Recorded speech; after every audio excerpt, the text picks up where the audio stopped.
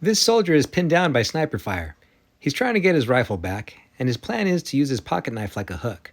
So he has it tied off to some cord and he's using the blade. The only problem is if he pulls too hard, it's going to open right up. He takes too long and the cord is cut in half. The rifle they may have used weighs about 9 pounds. This is actually more difficult than it looks. In the video he has it about 90 degrees, and watch the problems that we already have. If I'm lucky and I hook the blade way low, then maybe we have a chance. But the closer I get past my thumb, where it's my tension point's at, it's going to slip right off.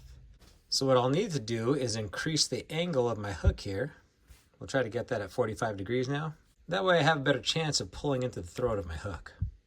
Let's see if this works for us. I'll pull in a bite, and I'll take my knife and being careful, I'll place it right over the back. Gonna give it a cross and then pull this tight. There we go.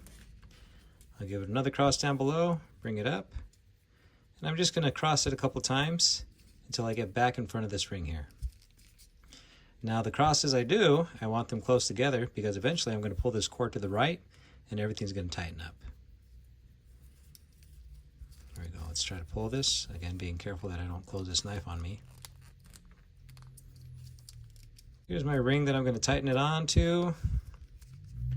There we go, okay. So here's the long end of my cord, and I'm gonna use a short end to tie a couple half hitches. Okay, there's one, and here's two.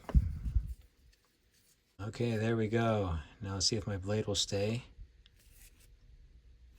It looks like it could work, but I can already tell this is set for failure. See, if I pull on my cord and I pinch where I think my contact point is going to be, I can already tell I have an angle that's going to slip right off. So I'm just going to try to tighten this up a little bit more.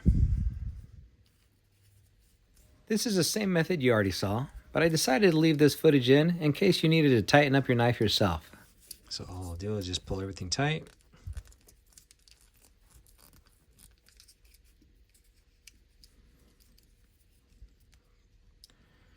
Cross again, and we're going to tie it in front of this loop one more time.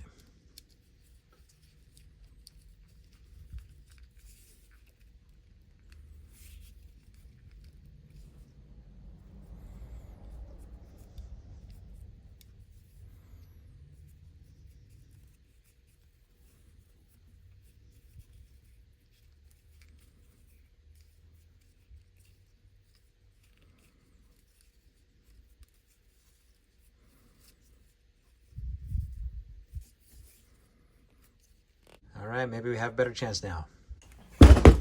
Now I don't have the same prop they used, but I do have some webbing and a 25-pound kettlebell.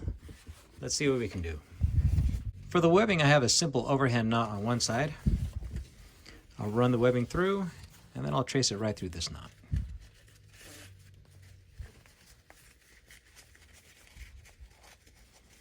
There we go. That should work just fine. Half the hard part is tying it right. The other half is getting it to land right in your sling. I can see why they didn't show him catching his line in the movie.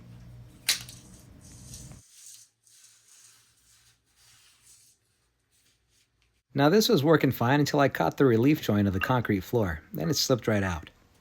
And that's the real reason I'm taking cover, not for snipers, because of flying knives. And when the knife slipped out, it did start to cut the sling.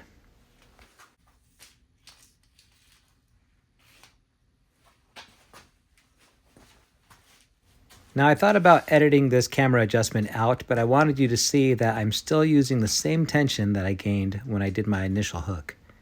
That way you know there's no funny business going on.